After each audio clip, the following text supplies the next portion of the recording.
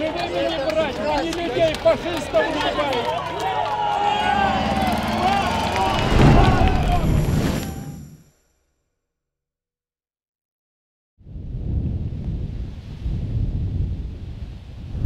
we're in the town of Kolovka, which is just west of Donetsk, where this morning pro-Ukrainian militia, the Donbass Battalion, were ambushed by the rebels this morning. A couple of them were killed, apparently, some dead bodies here. 50% of them, so they say, were wounded in the attack, and they were lucky to escape. They were trapped for a moment of time, and they were lucky to break out of the ambush.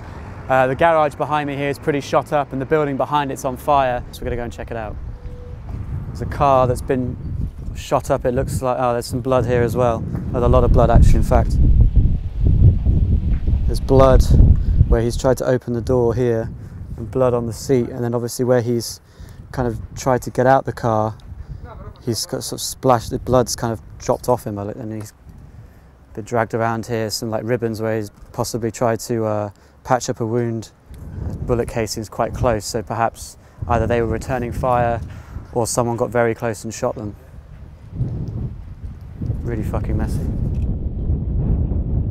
So in 3 days' time, there's meant to be a presidential election here in Ukraine, and the Donbass Battalion, pro-Ukrainian militias, have been helping the Ukrainian army to fortify towns in Donetsk to make sure the elections can go ahead.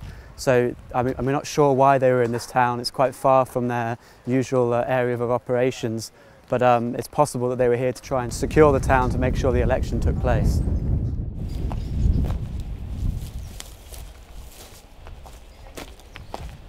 Ah, there's a dead body in the corner here. So we're wearing all black as the Donbass Battalion do. It seems that his bag has been rifled through. Вони йому здавайся, а він ні, відстрілювався, вони його коктейлями Молотова закидали. Да, вони йому почали кричати здавайся, окружили його. І він же ж останеться живий.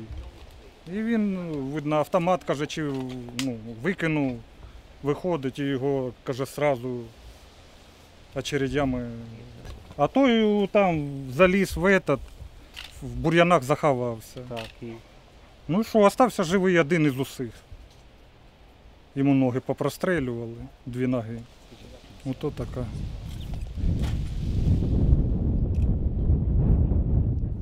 I mean, so far the Donbass Battalion have, engaged in fairly light operations against lightly armoured checkpoints and taken a couple of buildings back without any casualties. This is like a massive step up in the level of violence that they're taking part in. And I mean, we've seen them in action.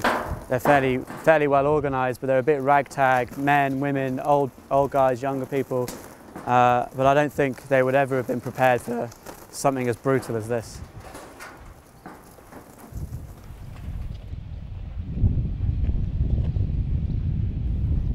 It's got another car here. It's obviously been shot up. There's more shots like on every side, I think, has had bullets passing through it. So what we're hearing is that the Donbass Battalion were coming to Kolovka to attack these checkpoints here, but what happened was their plan apparently was leaked out, and the rebels were able to ambush them at this spot. So they were lured in, the Donbass Battalion were lured into this position, and then they were attacked from behind or possibly from the flanks whilst they were trying to take these block posts. Trails of blood everywhere. The rebels here were also sleeping 24 hours a day, manning the road. But yeah, it seems from what we're hearing at least, that the Donbass's planned ambush was itself ambushed. Yesterday, some say up to 15 Ukrainian soldiers were killed in another ambush by rebel forces. And today now we have the Donbass Battalion pro-government militia getting attacked and getting the shit kicked out of them, basically. So it's a pretty bad couple of days for the government. They've got an election in 3 days, and they're trying to secure this area to make sure it's safe for people who do want to take part in the election to come and vote. But at the moment, the rebels' threat to put a stop to this election, they're certainly carrying out that threat. And I mean, it will take place in certain parts of the region, but a lot of it definitely won't with violence like this.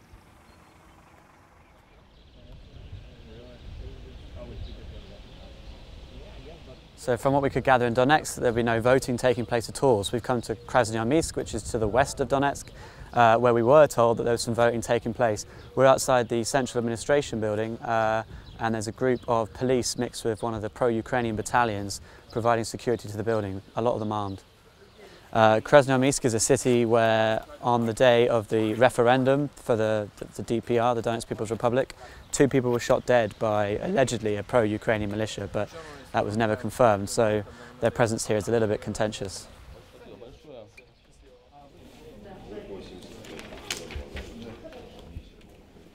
The Donetsk People's Republic have made numerous threats against the election and anyone who's taking part in it. In Donetsk city itself, it's basically not happening, but the Ukrainian government and its proxy paramilitaries and the Dinipro Battalion and other groups like it have been, over the past couple of weeks, trying to secure towns like this to make sure the election does go ahead, and it seems to have been a success here in Krasnoarmiisk.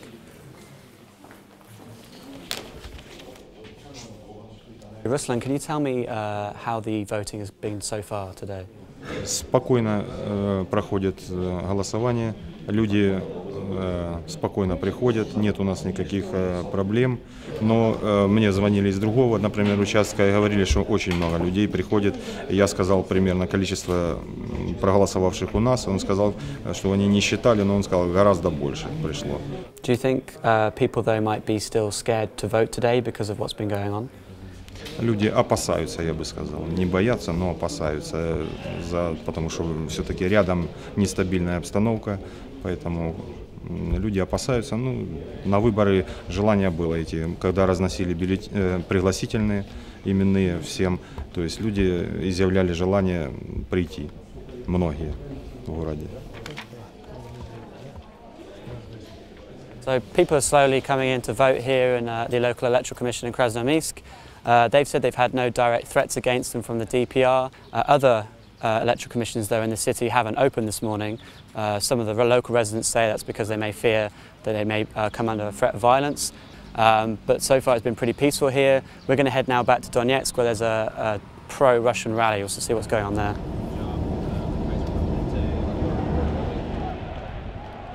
So we're outside the front of the Donetsk People's Republic's headquarters of the regional administration building. There are some ballot boxes here, but obviously we can see how they feel about the whole thing, because on the front of them it says trash and they filled it full of rubbish. So yeah, not really much of fans of the election here. Но Киев шлет бесов и танки, и НАТО стоит у ворот. Донбасс же под марш славянки снова в атаку идет. Вперед за народное дело! Пусть правит в Донбассе народ! Рабами над жить надоело. Будь славен, Юго-Восток! Я скажу, что почему...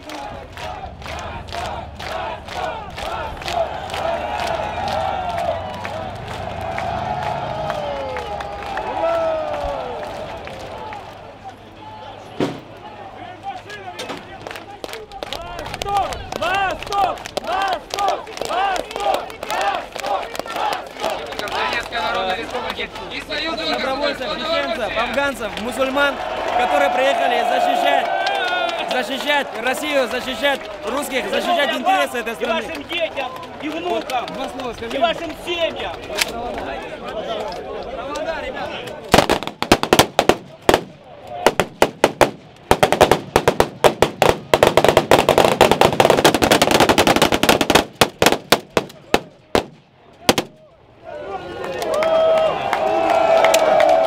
So we just turned up at a pro-DPR rally, and the Vostok Battalion turned up a pro-Russian militia, and they fired into the air. The crowd went wild for them, hugging, kissing, giving them flowers, giving them water, treats. These guys are really loved here, they're like heroes. They were involved in some pretty serious clashes a couple of days ago, and so this is kind of a bit of a, I guess, maybe a bit of a victory parade. But they're really heavily armed. We've seen them here before in this spot on the day of the referendum, but it certainly looks like their numbers have increased since then. That was 2 weeks ago. It's quite a show of force here. So the battalion Vostok, they've got their own APC as well. Not sure where they've got it from, but shows their kind of strength now that they have armoured vehicles. There are people literally handing them cash, you know, 100 hryvnia notes, just really casually, and these guys obviously accepting that. Молодой человек, передай, живыми не брать, не людей фашистов убивают. Нас выборы эти уже не касаются. Мы самостоятельная Донецкая республика. Мы уже Новороссия, все, Новороссия. Нас эти выборы не касаются. Это наши герои, понимаете, это герои. Мы их провожали вот со слезами на глазах, потому что эти ребята защищают наши жизни, жизни наших детей. Вы понимаете, они стоят насмерть стоят. Как мы можем, я не знаю, я каждый божий день хожу в церковь и молюсь за их здоровье.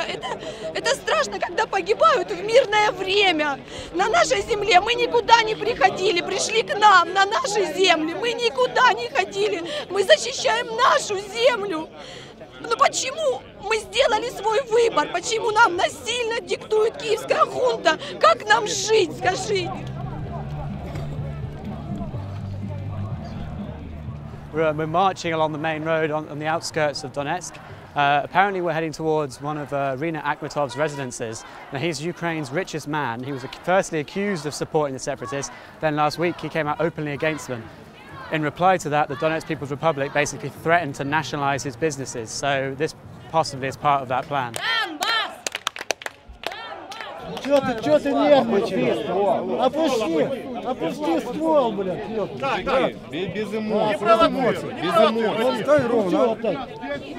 So the crowd want to go inside the residence. They're asking for the guards to move out and they to move in. But some officials of the Donetsk People's Republic are asking the crowd to move back to the square because Akhmetov has private security that are apparently very, very well equipped to defend the residents. So obviously the officials here don't want a firefight to kick off with a massive crowd nearby. But the president of the Donetsk People's Republic has just turned up and apparently he's about to talk to the crowd. So we'll have to see what happens.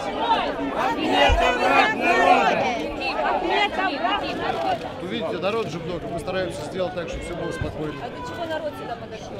Народ, кажется, возмущен его действиями. Вы спросите народ, да? Народ хочет собственность иметь своих руках. Вы видите, у народа иногда возникает такое желание. Не задавайте провокационные вопросы. Убери.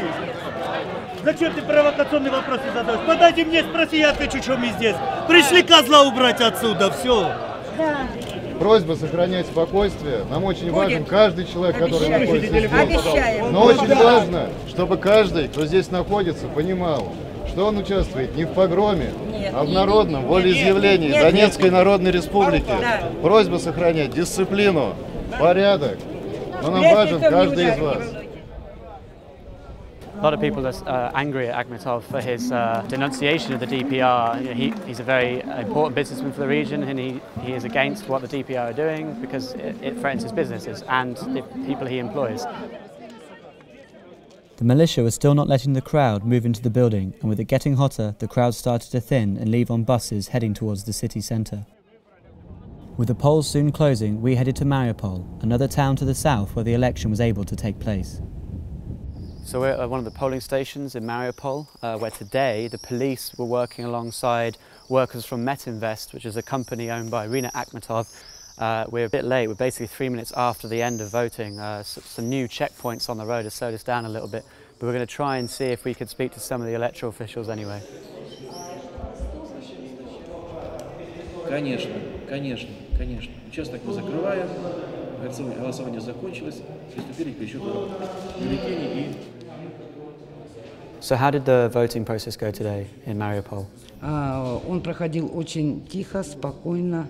В основном шли голосовать люди пожилого возраста, которые пережили войну, знают весь этот ужас, которые не хотят военных действий, которые хотят синего неба.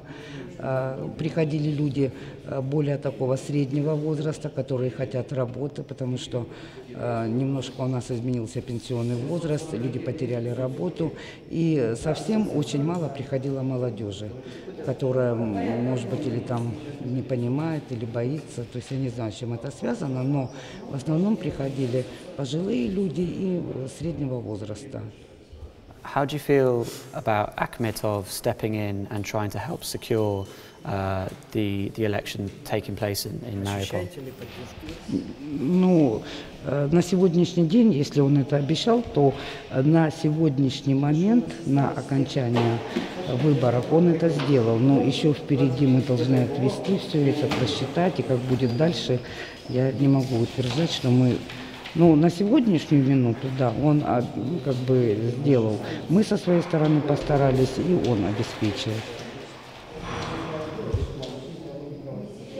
So results from 2 exit polls are now showing that Poroshenko, the chocolate king, has won the vote with around 55% of the vote across the country, and trailing behind him was Yulia Tymoshenko, the former prime minister, with just roughly around 12%. I mean, it was able to take place across a number of towns in the region, mainly thanks to support from the military and oligarchs like Akhmetov, especially in the city here in Mariupol. The fact that the vote went ahead at all threatens the perceived control of the region by the Donetsk People's Republic and puts a real test against the legitimacy of their whole movement.